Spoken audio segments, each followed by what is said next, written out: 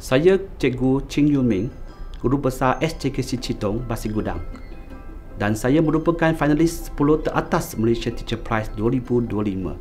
Perjalanan saya sebagai pendidik bermula daripada kegagalan.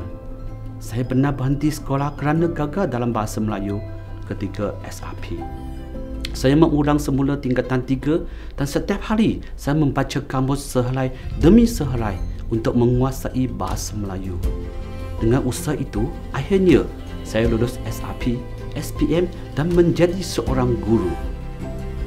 Daripada pengalaman itulah, saya sedar ramai murid Cina tidak dapat menguasai bahasa Melayu kerana kekurangan kosakata.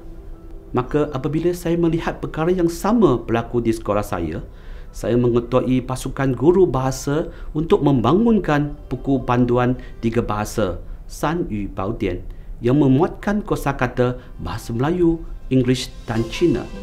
Saya percaya kekuatan pendidikan Malaysia terletak pada keupayaan kita memuput generasi yang menguasai 3 bahasa. Bahasa kebangsaan untuk jati diri, bahasa ibunda untuk akar budaya dan bahasa Inggeris untuk menjangkau dunia. Inilah keindahan pendidikan Malaysia.